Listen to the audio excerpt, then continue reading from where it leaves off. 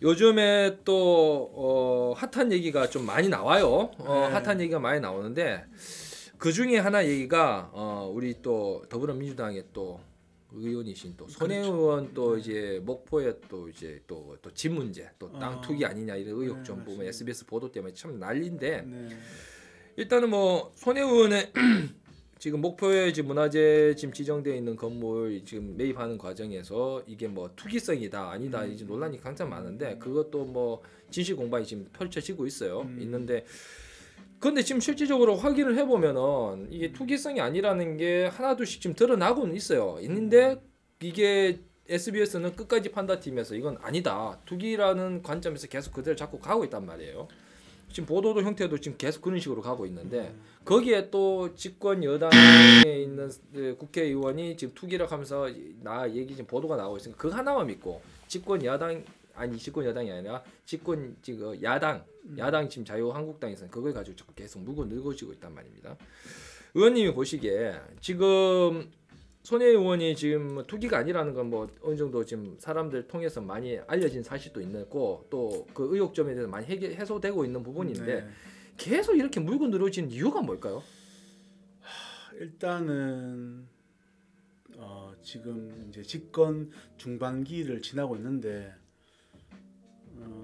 이제 그 한국당에서도 이 네임덕을 노린 어떤 이슈 선점에 대해서 굉장히 그리고 지금 많은 부분에서 좀 먹혀 들어가는 부분도 있는 것 같아요. 그리고 굉장한 지지를 보냈던 세력들도 이게 중복이 계속해서 이루어지다 보니까 연속해서 이루어지다 보니까 지금 사실 제일 최근에는 뭐 서 의원님 그 뭐 법원에 그 청탁한 것도 있었잖아요. 아 서영교 의원. 네, 그렇죠. 서영교 의원 사건도 지금 마무리가 되지 않은 채 지금 바로 연타로 지금 이루어지는 부분인데 사실 그 손혜원 의원님 부분 같은 경우에는 이 손혜원 의원님이나 아니면 그 특히 손혜원 의원님 부분은 이 자본주의의 입장에서 봤을 때는 사실 자본주의 입장이나 아니면 그 지금 야당 제1야당의 어떤 사상적인 입장에서 봤을 때는 손혜원 의원님의 이런 행동들이 저는 이해가 되지 않을 겁니다 아마. 그렇겠죠 아무래도. 이제 정치권에서 이제 예를 들어 가지고 부동산 관련된 거 하게 되면 사람들이 좀 선입견을 보는 경우가 있어요. 물론 부정적인 그러니까 부정적인 일을 저지르는 부분에 있어서는 금액의 크고 작음을 잘 따질 수는 없겠죠. 그렇죠? 100만 원에 비리를 저질러도 그거는 비리인 거죠. 비리인 거니까. 근데 또 어떤 면에 봤을 때는 지금 비리라고 치지 않고 금액적인 면으로 봤을 때는 지금 제가 알기로도 한 40억 정도 뭐 한 3, 40억 정도 그 정도 수준인 걸로 알고 있습니다. 그리고 지금 뭐 집이 몇 채냐로 따지는 것 같아요. 그 지방에 있는 굉장히 외지에 있는 대한민국에서 가장 어떻게 보면 낙후된 시잖아요. 그렇죠. 목포시 같으면 대한민국 최남단에 있는 그런 어떤 자그마한 시 단위의 부분인데도 불구하고 40채의 집에 대해서 인데 그렇게 따지면 수도권에서 뭐 강남의 아파트 한 채 정도 가격인데 아파트 한 채 가격도 안 되죠 솔직히 말이죠. 뭐 그럴 수도 있겠죠. 뭐 하여튼 그런데 좀 깊이 들어가 보면 일단 문화재로 선택이 되면 이 투기를 벗어나는 거 아닙니까? 저는 이렇게 생각합니다. 그러니까 일반인들 생각했을 때 그린벨트에 땅을 사는 거하고 같은 맥락 그렇죠. 아닐까요? 뭐 넓게 생각하면 똑같은 의미는 아니지만, 그러니까 개발이 제한된 지역의 어떤 그 제한을 많이 받죠. 그렇죠. 예를 들면 뭐 자연 보호를 위해서 그린벨트가 훼손되는 걸 염려해서 이제 땅을 매입하는 그렇죠. 뭐 저희들 편의 입장에서 생각했을 때는 이제 그렇게 할 수 있는데 저는 더 깊이 들어갔을 때 어떤 생각이 드냐면 이런 경우가 있었습니다. 그러니까 지금 도시 재생이라는 부분이 엄청난 그 나라의 개발 사업의 트렌드와 같잖아요, 그죠? 그렇죠. 이거 사실 실패도 굉장히 많습니다. 도시 재생이라는 터울 아래 굉장한 예산을 집행해서 지금 성과를 내지 못하는 것도 굉장히 많아요. 특히 우리 지역구에도 있거든요. 그렇죠. 지금 이 촬영을 하고 있는 여기에도 지금 여기가 두류동이잖아요, 그죠? 예. 지금 여기가 제 연구실입니다. 연구실인데 저희 와이프도 모르는 제 아지트입니다. 여기에는 수천만 원의 장비와 와이프가 알지 못하는 택배가 이쪽으로 배달이 됩니다. 그래서 사실은 여기서 촬영을 하면 안 되는데 안 보실 거예요. 걱정하지 마세요. 그래서 저도 이제 안 보기를 원합니다. 여기도 뭐냐면 약 한 50억 가까이를 투자를 해서 뭐 장기적으로 100억 가까이 되는 걸로 알고 있는데 미로 마을 사업이라는 걸 합니다. 미로 마을 사업이요? 미로 마을 사업이라는 게 어떤 거죠? 그러니까 이제 그 길이 막혀 있는 미로가 아니고 아름다울 미, 예. 길로, 아름다운 도로 이제 이렇게 생각하면 되죠. 골목길 재생 사업 이렇게 보시면 되죠. 근데 이게 또 웃긴 게 뭐냐면 지금 아마 손혜원 의원님이 한 쪽과 비슷한 맥락일 수 있어요. 제가 이제 보는 도시 재생에 있어서도 생각을 하는 게 지금 미로 마을 사업이 예산이 투자가 돼서 했습니다. 여기에 가장 큰 사업은 벽화 사업이 있습니다. 벽화 사업. 지금 두류동이 시내권인데도 불구하고 너무 낙후된 지역이기 때문에 도시 재생을 위해서 도시를 좀 아름답게 만들자, 골목길을. 그래서 이제 뭐 김강석 거리처럼 뺑칠도 하고 화단도 갖고 일본 말이고 페인트칠도 하고 이렇게 해서 막 했어요. 예. 근데 웃긴 건 뭐냐면 지금 촬영하는 곳 바로 옆입니다. 예. 바로 골목 옆입니다. 거기가 이제 달서 제7지구입니다. 달서 제7지구. 달서 제7지구 재개발 지역인데 예. 완료가 됐어요. 승인 이후에 2주 완료까지 지금 하고 있어요. 재개발이 완벽히 이제 승인 다 끝났어요. 지금 보면 나가서 이제 PD님 보시면 전부 공가들이 이제 이주가 가고 전부 이제 그 테이프로 다 발려지고 막 이렇게 해서 이주가 원래 작년 12월달에 완료가 됐었어야 되는데 아마 한 6개월 정도 더 갈 것 같습니다. 아직 버티는 분들도 좀 계셔가지고. 그렇죠. 그러니까 거기에 불과 몇 년 전에 그 추진을 한 미로 사업이 많이 포함되어 있습니다. 그러니까 예산이 낭비죠 사실은. 그럼 사실 그 사업하고 이거하고 좀 충돌이 발생할 수 그렇죠. 그러니까 지금 도시재생이라는 부분이 거기에 살고 있는 주민들이 이거 원하는 것인가 잘 생각해봐야 됩니다. 그러니까 이게 실질적으로 그분들의 전체적인 의견을 조합을 해가지고 한 것이라기보다는 그 지금 현재 뭐 주택조합 형제를 보면은 다수가 의견하면은 반대 의견을 그냥 무시해버리는 그런 형태로 좀 진행되고 있잖아요. 아니죠. 그러니까 도시재생이라는 터울 아래 주민들이 스스로 참여하고 스스로의 어떤 마인드에 의해서 만들어진 도시재생 사업은 많지 않다는 거죠.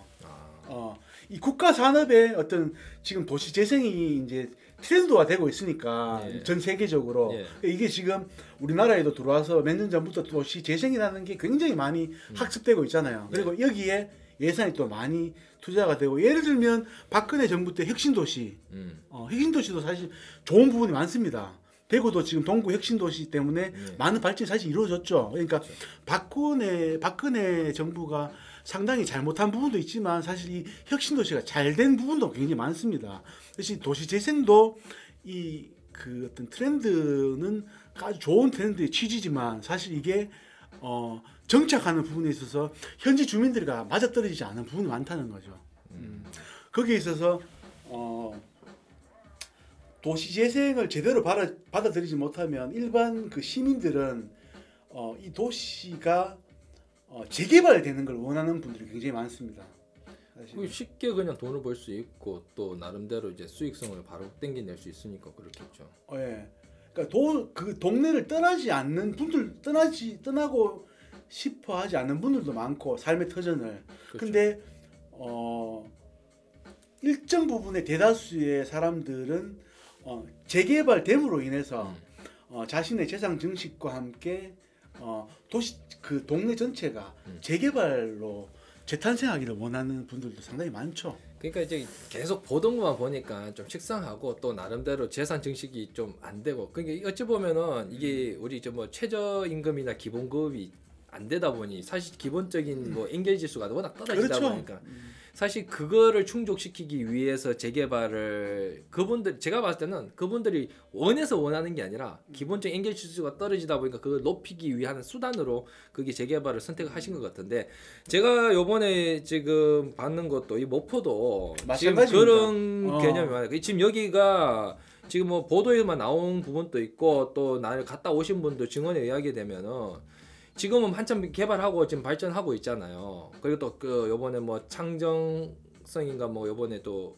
그 요번 조카트 해가지고 좀 목포에 좀 그렇죠. 여관 만들어 놨던 것도 거기 갔던 분들은 되게 만족도가 높대요. 근데 이제 그 거리가 아직까지는 지금 한참 하고 이제 활성화되고 있는 그 하기 위해서 공사를 한참 하고 있는데 그 과정이다 보니까 그 지역의 건물들이 좀 흉흉하다는 좀 표현을 쓰시는 분도 많아요, 사실은. 그만큼 이제 그 지역에 원래 그 개발 그 하기 전에 그 지역이 어떤 느낌이었다라는 게 좀 와닿더라고요, 사실은. 워낙 이제 한랭가 같아. 우리 보통 이렇잖아요, 보면 이 그런 대구도 치면 지금 사실 도시 재생 사업을 하는 건 아니지만 예. 어떤 문화계에 있는 어떤 그 집단이 사실은 개발했는 거죠. 제 후배이기도 하지만 그렇죠. 김강석 거리라든가 북성로 문화운동 협동조합 같은 경우에도 사실 그 지역에 사시는 분들은 다 버렸는 집 아닙니까? 그렇죠. 방천시장 주변에 그 다 공가였습니다. 그거. 그리고 음. 북성로도 마찬가지잖아요. 그 지금 현재도 다 그렇죠. 종합유통단지로 예. 떠날 분들은 떠나고 예. 그 골목길에 있는 그 공업사라든가 이런 부분은 사실 그냥 명맥만 유지하는 분들이었는데 그 공간을 지금 뭐 독일이나 프랑스나 이런 쪽에서 그 공업지대를 변화시켜서 상업지대로 하는 트렌드가 굉장히 유행이었습니다. 그죠? 그 잘 트렌드 아시죠? 지금 도입한 거죠, 지금. 공장을 재개발해서 뭐 호프집을 만들어서 대박이 난다든가 사실 이런 공업지대를 변모시켜서 독일에서 굉장히 성공 사례가 많았었고 해서 저도 이게 이루어지겠다. 근데 대구에는 딱 그런 장소가 북성로라는 곳이 있었죠. 그, 시내에서도 네, 근접해 가깝고 그렇죠. 그리고 그 동네가 풍기는 그런 어떤 아우라도 좀 있었고 느낌도 있었고 그리고 북성로 우동 해서 좀 독특한 어떤 음식 문화 원래 있었죠, 원래. 그건 어떻게 발생했는지 압니까 혹시? 그건 모르겠어요. 그게 어떻게 되냐면 북성로 우동이라는 거 원래 없었죠. 그냥 아니 그 돼지 불고기하고 연탄 불고기하고 그거는 있는 건 제가 알고. 아니 그래 우동은 어디에서도 사실 먹을 수 있는 거잖아. 그렇죠. 근데 왜 그게 유독 앞에 네이밍이 북성로 우동이라는 걸로 만들어졌을까 이걸 생각해 볼 필요가 있지. 근데 그걸 잘 모르는 분도 많아요. 그게 뭐 왜 그렇게 되냐면 그건 야구 때문에 그렇게 됐습니다. 야구요? 시민 시민운동장이 건너편에 있으니까. 그렇지. 바로 건너편에 있으니까 야구가 끝나고 그 일대는 먹을 게 없잖아. 그렇죠. 그러니까 그게 우동 파는 집이 조금 있었거든. 그러니까 이제 공장지대 그 북성로 공업지대에서 퇴근하고 간단한 요기를 하시기를 원하는 분들이 소주 한 잔 걸치는 포장마차가 몇 군데 있었는데 원래 그 포장마차 있었는데 그때만 해도 북성로 우동가 유명하진 않았지. 근데 이제 야구장이 있으니까 야구가 끝나고 그분들이 여기에서 2차를 많이 하시기 시작했는 거예요. 그러니까 이제 북성로에서 퇴근하셨던 분들과 야구를 구경하고 마치는 분들이 거기에 집결하는 게 이루어지다 보니까 이 북성로 우동이라는 문화가 쫙 만들어졌는 거죠. 지금 거기에 가게 월세가 얼마인지 압니까? 지금은 뭐 아시는 분이 글쎄요. 제가 얼핏 지금 예상하기로는 월세가 보통 3,400 정도. 아닙니다. 지금 제 아는 분이 거기에 한 50평 정도를 그 콘크리트로 된 제대로 된 건물도 아니고 철골 빔으로 된 그 판넬 건물 판넬 건물에서 장사를 하시는데 보증금 1억에 월 800으로 계시더라고요. 근데 깜짝 놀랐어요. 주차장도 없고. 보증금 1억에 월 800. 월 800입니다. 월 800이면은 지금 서울로 치자면은 저기 어디라고 그래야 되나? 저기 논현동에 보면은 그 먹자골목 있잖아요. 거기 800 넘죠. 거기는 800 넘는데 그 지금 현재 그 수준을 본다 그러면 대구 수준 보면 그 정도 수준. 대구에 800이라 그러면 여러분들 어느 정도로 생각을 하시면 되냐면 뜨란길 아시죠? 예. 트랑길에 단독 음식점 있잖아요. 예. 그죠? 단독 음식점에 주차장 있고 그 정도 수준으로 보시면 됩니다. 거기가 장사 아주 잘 되는 곳 말고 한 6, 800 정도 보시면 됩니다. 아니 근데 거기는 목적으로 형성이 돼 있는 곳이잖아요. 근데 여기는 안 돼 있는데 그 정도 수준 나온단 말이에요. 여기에 지금 뭘 800이에요. 지금 짓는데 다. 그러니까 이거 800인데 원래 지금 대구의 목자골목 같은 경우 드랑길 같은 목자골목으로 형성이 크게 돼 있는 거기도 상권이 1000만 넘는데 없어요. 근데 거기는 일단 목자골목으로 상권이 형성이 돼 있는 곳인데 그 정도 수준인데 여는 상권이 없는데도 그 정도 수준. 왜 상권이 없어?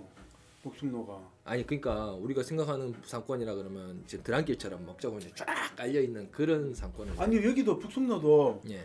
그 대구은행 그 옆 골목 있잖아요. 예. 안쪽으로 지금 가게가 다 들어서 있어요. 아 그래요? 안 가봤구나. 오늘 끝나고 한번 가봐야 되겠네. 가봐야 되겠네요. 거기 가면 지금 건물이 아까 빔으로 했는 건물들이 많이 지금 많이 계속 들어오고 있어요.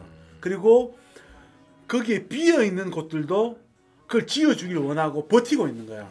가격이 엄청 비쌉니다 지금 거기가. 이제 또 그게 또 유행으로 또 한참 퍼지고. 그리고 지금 북성로 자체에 어떤 약간 아티스틱한 분들이 들어가서 이제 그 상업적인 용도로 지금 많이 재개발됐잖아요 지금. 그렇죠. 리모델링하고 지금 한참 하고 있죠. 지금 아까 손혜원 의원님 그 조카 명의로 해서 그 요관뿐만 아니라 뭐 칼국수집도 있고 뭐 여러 가지 좀 많다고. 많죠. 예. 그러니까 이제 복합적인 어떤 문화 공간으로 지금 많이 탈바꿈돼 있죠. 그러니까 원래 기존에 있었던 복성로 우동은 더 시너지 효과를 그렇죠. 지금 받았는 거죠. 그래서 그것도 하나의 그 지역의 문화가 하나의 식문화로 자리 잡을 수 있는 거죠. 공간 문화가 확실히. 그렇죠. 이런 문화가 있는데 사실은 지금 손혜 의원이 그 논란 중에서도 우리가 또 뭐 한편으로는 좋은 면이고 한편으로는 또 아쉬운 부분이 있지만은 지금 현재 손혜 의원 논란으로 해가지고 오히려 그 목포가 더 유명해져 버렸어요. 그렇지. 그것 때문에 가보는 사람들이 더 많아져가지고 지금 거기가 거의 사람들이 막 줄을 서고 막 밥을 먹고 막 그럴 정도로 많이 늘어났다 그러더라고요.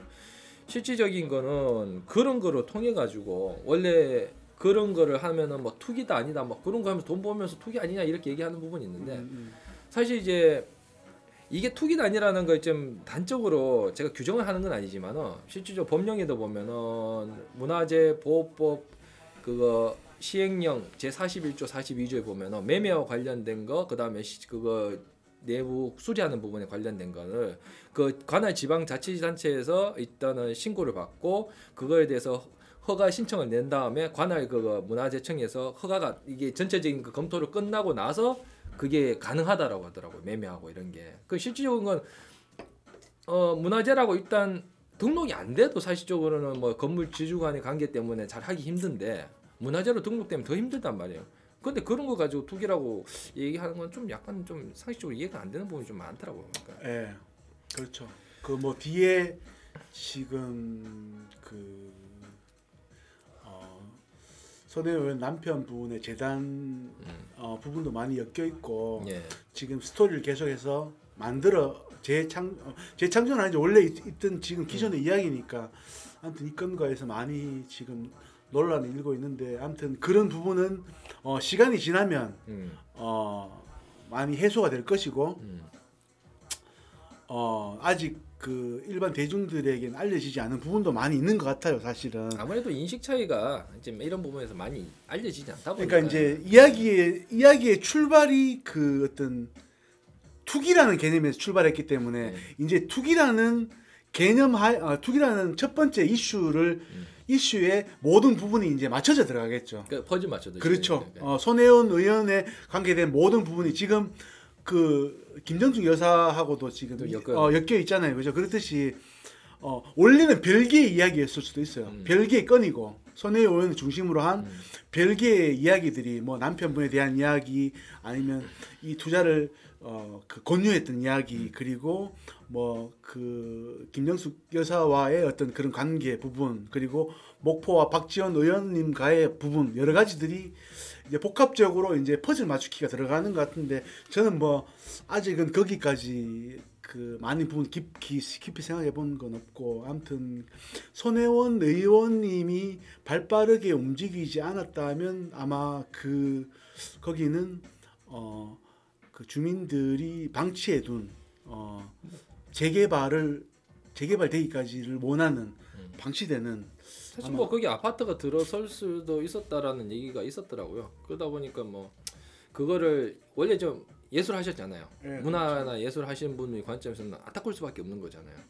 안타깝죠. 많이 안타깝죠. 그러다 보니까 원래 이게 손혜원 스타일이 남들처럼 말만 하고 던지는 게 아니라 실질적으로 행동하는 스타일이다. 원래 좀 라이브한 스타일이시잖아요. 그렇죠. 원래. 그러다 보니까 좀 그런 오해가 생긴 것 같은데 아무튼 뭐 그 부분은 아무 시간이 지나면서 해결될 부분이라고 저는 생각이 들고 좀 이제 그 부분을 마무리하자 그러면은 우리가 지금 현재 이 부분에 대해서도 많이 지적할 수 있는 게 또 이걸 함으로써 원래 그 원 지역 주민이 쫓겨나고 또 그거를 살리기 위해서 노력했던 사람들이 제대로 대접받지 못하고 끝나는 부분이 좀 많았어요. 그게 보통 뭐 젠틀리케이션이라고 그러기도 하지 않습니까? 젠틀리피케이션. 자, 요거 간단히 끝내놓고 약 드시고 한번 하도록 할게요. 일단 젠틀리피케이션이라는 어원이 있는데 일단 그거에 대해서 살짝 간단히 얘기 좀 해주세요. 이 도시 재생 사업에 있어서 이 맞닥뜨리는 가장 그 큰 문제가 지금 젠트리피케이션 그렇죠. 젠트리피케이션 문제입니다. 젠트리피케이션 문제는 뭐냐면 그 젠트리가 지주라는 단어입니다. 그래서 이제 기존에 있던 저소득층이죠. 재개발되기 전에 계시던 분들이 이게 도시재생이 재개발이 되면서 그 외부에 계시던 중산층 이상의 분들이 이제 들어오는 유입이 되는 거죠. 유입이 되면서 이제 거기에 기존에 살고 계시던 분, 뭐 이 월세가 될 수도 있고 전세가 될 수도 있고 아니면 기존에 살고 계시던 주인분들이 될 수도 있고 이런 분들이 이 유입된 중산층 이상의 어떤 지주분들이 유입이 되면서 그분들이 살기에는 굉장히 높은 월세라든가 이런 걸 감당하지 못하고 쫓겨나는 거죠. 그걸 이제 젠트리피케이션이라고 하죠. 그러니까 기존에 살고 계시는 분들이 그 상승분을 이기지 못하고 다 나가버리는 거죠. 사실 김강석 거리가 사실 대표적이지 않습니까? 지금 대구 중구에서도 그 어떤 임대료 그 상한선까지도 지금 뭐 조례로 만들어서 지금 굉장히 노력을 하고 계신데 이거는 사실 법적으로 제재하기도 쉽지 않습니다. 또 어차피 사유재산이다 보니까. 그렇죠. 이 자본주의 사회에서 또 그런 어떤 그 외부의 투자자들이 들어가지 않으면 사실 발전되기가 또 쉽지 않아요. 왜냐하면 저는 그 재생 사업이라는 게 굉장히 거창한 사업 같지만 외국의 관광지도 가보면 우리가 TV에서 봤을 때 굉장히 대단한 것 같잖아. 네. 문피다. 외국에 많이 가봤습니까? 외국 가본 거는 신혼여행 갈 때 쌀판강이다. 그게 다구나. 죄송합니다. 나는 사실 그 직업이 십몇 년 동안 그 외국 출장을 다니는 직업이었기 때문에 굉장히 많은 곳을 가봤습니다. 그리고 딱 20살 때부터 내가 음악을 너무 좋아해서 배낭 메고 미국을 투어를 했었거든요. 그래서 미국 투어요? 미국 투어를 석 달 동안 했죠. 거지 여행을. 버스를 타고 다니면서 이제 그렇게 했는데 그건 뭐 내가 잘나서 그런 거 아니고 잘나셨어요. 그런가? 그런 문물을 많이 접했죠. 그래서 예. 제가 지금 행동하는거나 생각하는 의식 자체도 굉장히 좀 열린 사고를 가지게 되었는데 사실 근데 보면 저는 문화적인 충격이 더 셌지 관광지에 대한 충격은 굉장히 적었거든. 그러니까 우리가 사진에서 보던 어떤 그런 거 있잖아요. 그죠? 예. 피사의 사탑이라든가 아니면 어떤 건물들 이런 거 가보면 실제로 가보면 별 거 없어. 그렇죠. 근데 가보신 분들은 또 좋다 하시는 분도 계시고. 저는 큰 감동은 별로 안 오더라고요. 큰 감동은 그러니까 이 사진에서 워낙 대단한 것처럼 이게 포장이 되어 있고 영상에서 보는 것도 굉장히 되어 있는데 그러니까 실제로 김광석 거리도 마찬가지잖아요. 그렇죠. 한 번 오신 분들은 두 분 안 오더라고요. 두 분 안 오죠. 근데도 지금도 몇만 명씩 오잖아. 그렇죠. 주에.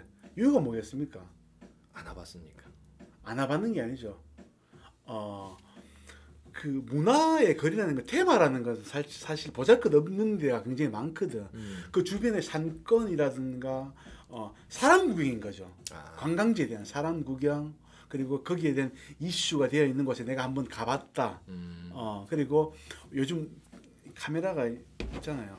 이게 내가 갔다 셀카. 왔다 갔다 이거죠. 왔다 인증샷. 갔다. 인증샷. 그 인스타그램에 올리고 사실 지금 현대 문화는 다 인스타그램에 의한 사진 문화로 봐도 비할 바 없는데 일단은 젠틀리케이션이라는 뜻을 이제 알아봤는데 사실 김광석 거리도 젠틀리케이션 때문에 원래 개발을 젠트리피케이션. 알았어요. 아 진짜 젠트리피케이션, 젠트리피케이션. 자, 두 번 했습니다. 자, 젠트리피케이션으로 원래 그 김광석 거리가 원래 한랭가나 다름없었어요. 그 방출시장 자체가 제가 어릴 때 초등학교 때 그 천막 쳐놨던 그 이제 맞으면 이거 뭐라 그래나? 서울로 치면 화학동 같이 이게 그 고물상 같은 깔아놓고 그렇게 아무것도 없었어요. 그러니까 방촌 뚜엔 아무것도 없었어요. 뚜엔 아무것도. 그리고 시장도 거의 뭐 한랭과 비슷하게 돼 없었어. 있었는데 거기에 이제 단가가 싸니까 원래 이제 가난한 이제 예술가들이 거기서 거주를 하면서 시장에. 예. 왜냐면 그 시장에 보통 작업하는 친구들이 보면 예술가들이 지하로 많이 가거든. 그렇죠. 월세가 싸니까. 예. 근데 이제 지하에서 작업을 하면 굉장히 건강에 안 좋습니다. 그거 안 좋죠. 그래서 이제 보통 보면 그래서 이제 많이 선호하는 것이 아무래도 뭐 이렇게 햇빛이 드는 곳에 작업을 해야 되겠죠. 그래서 시장에 보면 1층에 상가가 많잖아요. 문 그렇죠. 닫게 있는데 예. 여기에 예술가들이 많이 들어갔지. 그렇죠. 사실 1층이라는 곳은 상당히 좋은 장점이 많습니다. 뭐냐면 작업 물품이라든가 이런 게 그러니까 계단을 통해서 안 들고 올라가도 되잖아. 그래서 저도 이렇게 보면 1층 상가가 사무실 정도는 좋죠. 그래서 예술가들이 1층에 그 방천시장에 빈 점포에 많이 들어갔었죠. 그렇죠. 그때 이제 한참 이제 예술가 이제 특히 뭐 뮤지션부터 해가지고 특히 그때 방천시장이 많이 들어가셨던 분들이 화가들 특히 왜냐하면 작업을 많이 해야 되고 그리고 작업했는 그림을 또 외부에 전시하는 효과도 좀 있게 하기 위해서 그렇죠. 그러게 시작을 해서 사실 거기가 그렇게 함으로써 활성화가 좀 홍보가 많이 됐어요. 그러다가 그러니까 돈이 좀 어떤 홍보? 예? 어떤 홍보? 아니 그때 예술가들이 좀 이게 언론을 많이 탔죠 그때. 그러니까 홍보가 많이 돼가지고 있다가 그게 이제 사람들이 입소문 타고 하나 둘씩 오기 시작하다 보니까 거기 건물을 대시는 분들이 이제 돈이 된다고 생각하니까는. 그거 알고 지금 이야기의 맥을 잘못 잡고 있네. 그래요? 이게 뭐냐면 일단 화가들이 유입이 됐어. 예. 유입이 되고 난 뒤에 그 다음에 이제 그 뭐 저하고 교류가 잦은 후배이기도 한데 인디 053이라는 그 독립 문화를 전반적으로 이제 기획하는 그 회사가 있어요. 예. 아십니까? 인디 053? 아니 이거 처음 들어봐. 처음 들어보는구나. 예. 그 인디 053이라는 일단 회사가 있어. 예. 회사가 있는데 기획사죠. 기획사가 있는데 문화에 대한 어떤 기획을 하는 친구들인데 음악, 문화 이런 쪽으로 기획하는 친구인데 이창원이라는 친구가 있어요. 예. 대표인데 지금은 뭐 잘 나가죠. 이 도시재생에서 그 친구가 사무실 그쪽에 왔습니다. 방천시장에. 예. 그래서 그 친구가 이제 기획사를 하다 보니까 저도 그쪽 일을 굉장히 오래 했었죠. 하다 보니까 그 전통시장 그때부터 그 시점 한 10년 전쯤에 전통시장 살리기 프로젝트를 하게 되죠. 방천시장에. 그 전통시장 살리기 프로젝트에서 예산을 조금 받아옵니다. 이 친구가. 예. 그래서 이제 그 친구가 사무실 거기 있었고 근데 화가들이 아까 그 뭐 일본 말이 사실 뺑기값, 페인트값 정도에만 받아서 중국에서 받아서 그 기획을 하게 됩니다. 그 옆에 신천 옆에 뚝 있는 옆에 이제 그걸 도화지 삼아서 그리기 시작합니다. 그때 이제 아이디어를 인디 공모상에서 아이디어를 만들었는 거죠. 그렇구나. 그 김광석이라는 테마를 갖고 왔는 거죠. 사실 김광석은 굉장히 어릴 때 잠시 살았었고 그렇죠. 사실 대구와는 큰 인연은 없습니다. 사실은 그냥 그 현대에서 출생했다라는 거. 출생하고 어린 쯤 살았죠. 그리고 방천시장에 뛰어노는 건 아니고 그 이창원 대표하고도 이렇게 이야기를 해보면 왜 이 아이템을 갖고 왔나 하니까 이제 봉덕동에 살았었어요. 봉독 그러면 좀 더 올라가. 더 한참 위에죠. 사실은 5살 꼬맹이가 그까지 내려와서 논다는 것은 사실 쉽지 않았지. 근데 그렇죠. 이제 그 스토리에 누가 또 있냐면 박학기 씨가 있습니다. 예. 박학기 씨하고 어린 시절 같이 보냈기 때문에 박학기 씨가 거기에 대한 어떤 명분을 좀 많이 보태죠. 그래서 이제 이게 뭐 거짓된 논픽션, 픽션은 아니고 논픽션인데 그 봉덕동에 살다 보니까 이제 그 어린 시절의 추억으로 그 신천 방청시장까지 네. 와서 많이 뛰어노는 그 이제 어린 시절 추억이 담겨 있었던 거지. 그렇죠. 이제 그 스토리텔링을 이렇게 갖고 들어오는 거죠. 그렇게 해서 출발했어요. 근데 이제 제가 드리고 싶었던 이야기는 그게 아니고 처음에 이제 방천시장에 처음 페인트 칠을 하고 예. 김광석에 대한 테마를 가지고 그림을 그렸을 때 이 친구가 저를 초대했었어요. 이 인디공호사의 이창원이라는 친구가 형 여기 한번 놀러 오시죠 이렇게 되는 거예요. 예. 그래서 이 친구가 그때가 이제 제가 갔었어요. 갔어가지고 이제 가니까 손잡고 이제 갔죠. 보여준다 하길래. 예. 그래가지고 갔는데 아무것도 없는 거야. 벽에 그림 몇 개밖에 없는 거야. 근데 캐치 야 이게 뭐고 하니까 저는 솔직히 그때까지만 해도 이 도시 재생에 대해서는 큰 관심 분야가 아니었습니다. 저는 이제 공연 기획자였기 그렇죠. 때문에 사실 도시 재생에 대한 눈을 뜨기 전이었었습니다. 그래서 그래피티라든가 이런 문화에 굉장히 심취했었죠. 제가 힙합을 했었기 때문에 그래피티라든가 벽화 문화에 대해서는 제가 굉장히 뭐 이렇게 지식이 있었지만 예. 도시 재생에 대한 거는 별 큰 지식이 없었거든요. 그래 이 친구가 쫙 보여주면서 이렇게 하는 거야. 하는 얘기가 형 여기에 그 옆에 지금 옆에 집들이 굉장히 많잖아요, 그죠? 예. 지금은 다 전부 다 카페로 다 바뀌었잖아요. 네. 그거 옛날에 그냥 집이었거든. 그렇죠. 그냥 가정집이었습니다. 내보고 이렇게 하는 거야. 형 이거 하나 사줘 이렇게 하는 거야. 형 돈 많이 있으니까 이거 여기다가 집 한 채 사놓죠. 그때마다 땅값만 주면 됐거든요. 땅값도 많이 안 비쌌어요. 거의 집이 다 허물어질 정도로. 집만 있었고 안 사는 분들도 많이 계시고. 내가 지금 솔직히 지금 제가 뭐 동네 의원이긴 하지만 구의원이긴 하지만 솔직히 그때 방천 제 고백을 합니다. 그때 방천시장 주변의 김광석 거리에 집을 사지 못했던 게 굉장히 후회가 됩니다. 왜요? 네? 이유가 뭡니까? 투기입니까? 투기입니까? 말씀 못하시네. 노 코멘트 하겠습니다. 근데 그때 당시에 그거를 뭐 어떤 투기 목적이보다는 실질적으로 그걸 통해서 내가 할 수 있는 게 뭘까에 대한 고민이 또 많으셨을 거야 제가 봤을 때는. 그렇죠.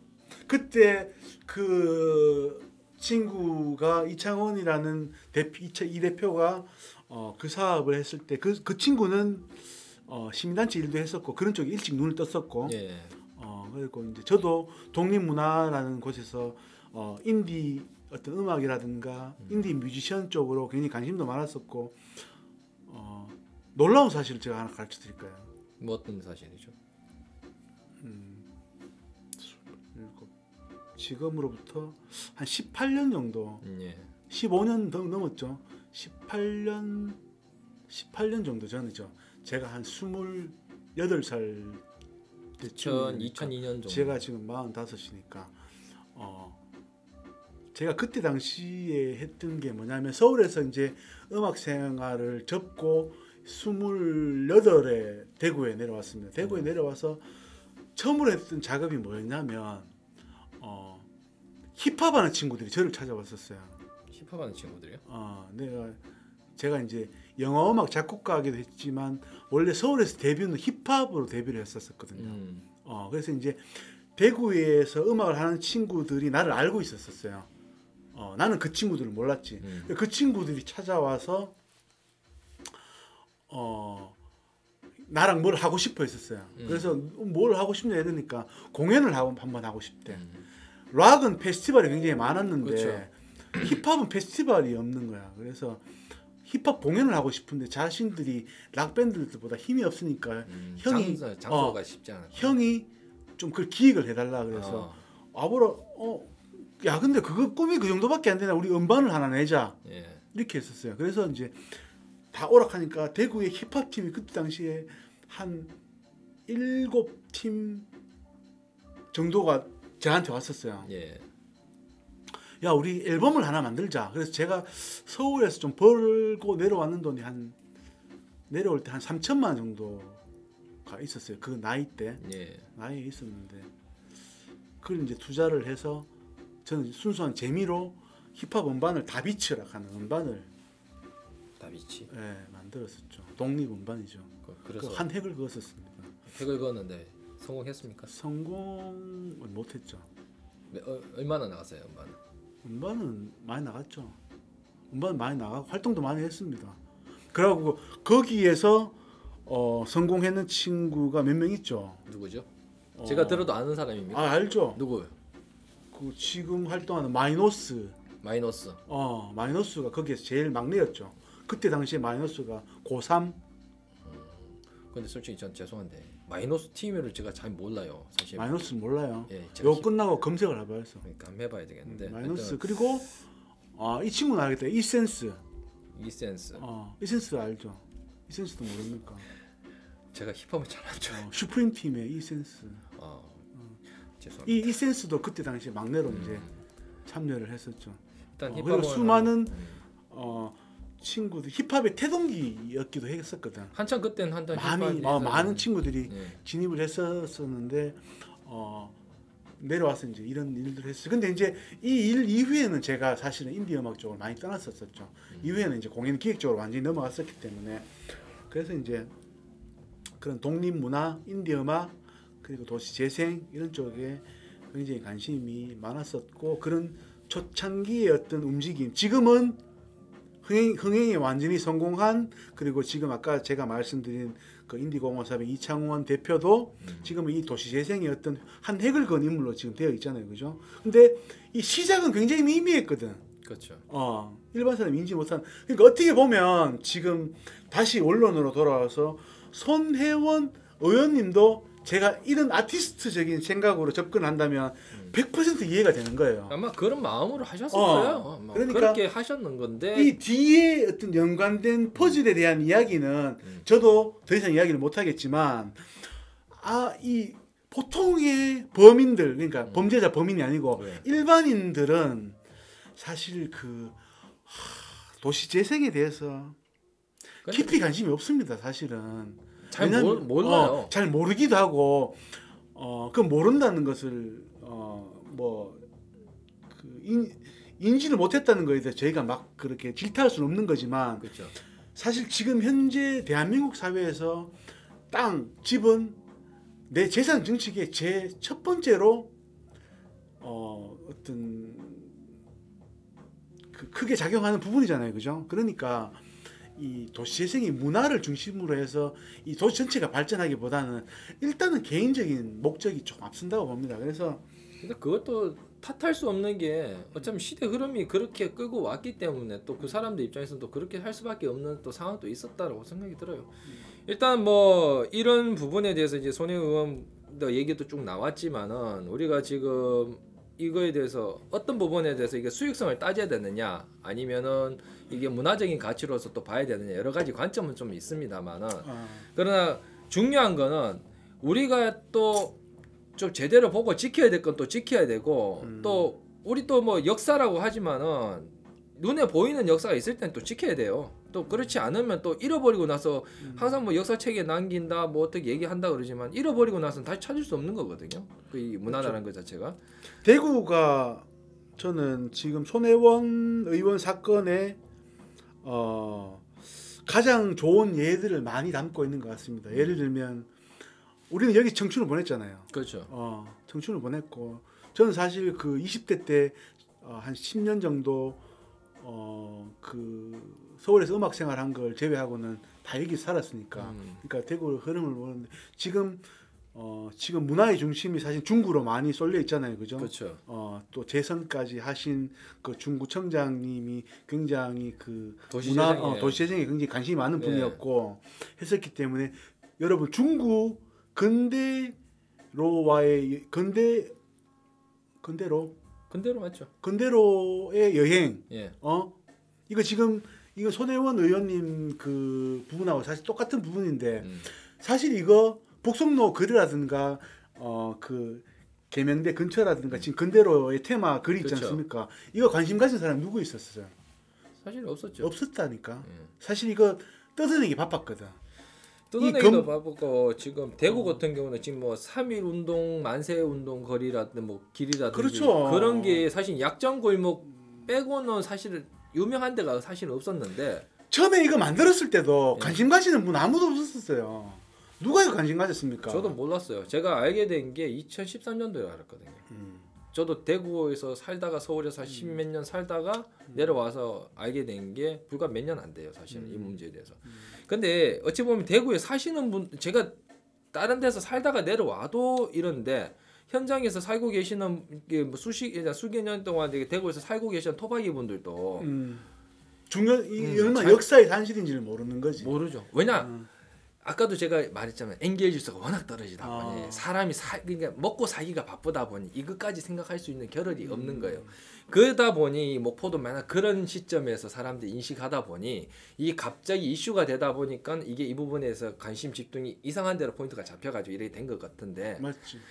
근데 이제 중요한 거는 이 부분은 뭐 시간이 지나면 해결이 될 부분이라고 생각해요. 뭐 어떻게 되든 뭐 나쁘게 인식이 되든 좋게 인식이 맞습니다. 되든. 여러분은 아무튼 그 지금 뭐 문 PD님이 설명을 잘하고 계시지만 특히 대구에 계신 분들은 지금 대구의 어떤 도시 재생과 지금 목포가 많이 맞닿아 있습니다. 왜냐하면 대구가 지금 근대화로의 그 어떤 도로 사업 같은 도시재생 사업이나 김강석근이나 이런 부분도 이 가능했던 이유가 뭐냐면 실제로는 6.25 전쟁을 통해서 이 대구라는 지역이 침범을 받지 않았잖아요. 그렇죠. 그렇기 때문에 이 중심가에 있는 건물들이 온전하게 다 온전하게 일제시대 때부터 해서 근대 약 1900년대 초반의 건물들이 온전하게 살아있는 건물들이 상당히 많습니다. 그죠? 그렇죠. 근데 지금 목포도 개항이 굉장히 빠르게 된 그거였고 사실 서울, 부산, 뭐 대구 이런 지방에 있어서 5대 어떤 거점 도시라고 할 정도로 그렇죠. 굉장히 융성한 도시였기 때문에 그 목포 시내가 근대화에 있어서 가장 많이 먼저 됐다고 하잖아요. 지금 손혜원 의원과 박지원 의원님도 그 말씀을 하시는 거 이유가 뭐냐면 이 보존해야 될 근대화의 문화의 가치가 너무 높기 때문이고 대구는 지금 맛을 봤잖아요. 그렇죠. 그리고 이 중구가 완전히 그 문화적으로 굉장히 매몰되는 지역인데 지금 8기 9군 중에서 지금 문화적으로는 가장 앞서가는 지금 기초단체가 됐잖아요. 그죠? 그렇죠. 이런 거 잘 생각해 보시면 특히 대구에 계신 분들은 목포에서 지금 손혜원 의원님 사건 지금 사건이라 그러면 그렇고 이 이슈에 대해서 잘 이렇게 맞춰 생각해 보시면 좋을 것 같습니다. 이 문제는 다음에도 한 번 더 다뤄보도록 하고요. 사실은 오늘 좀 가볍게 다루기로 했다가 얘기가 나오면서 좀 많이 깊게 들어가긴 했는데 사실 이 부분은 우리가 하나 알고 들어봐야 될 게 지금 현재 근현대 거리라고 지금 남아있는 이 지역의 특징들이 우리가 아픈 역사의 중심 포인트예요. 맞지. 왜냐하면은 우리가 뭐 근현대 문화 거리 그 근대 발전이 어쩌고 얘기를 하지만 사실은 일제 강점기 때 수탈이 가장 심했던 곳이에요. 이분들이 이 지금 현재 근현대 문화 거리라는 것이 목포항도 수탈하기 위해서 쌀가고 그렇지. 그리고 대구 북성로도 사실은 공업이라든지 이런 거 이거 이제 대구역이 있지 않습니까? 그가 원래 철도가 있었잖아요. 그러니까 그걸로 해가지고 뭐 일제 물자가 다 빠져나가고 맞아요. 그러다 보니까 그 시대의 아픈 역사의 산물이 그대로 유지가 되고 있었다라는 거고 그리고 하나 공통적인 게 그 지역이 낙후되었다. 그러다 보니 개발이 안 됐기 때문에 그나마 남아 있었던 거지. 서울처럼 개발이 잘 됐으면 이게 남아 있었겠냐 이거지. 없었단 말이에요. 그런데 이런 역사적인 시점도 분명히 있으니까 그런 부분 한번 짚고 우리 한번 넘어가 보도록 하고 요거는 한번 다음에 한번 더 깊게 한번 짚어보도록 하겠다. 그럽시다. 너무 말 떠들다 보니까 말까지 꼬이는데 3,000% 너무 많이 흐르는데. 예.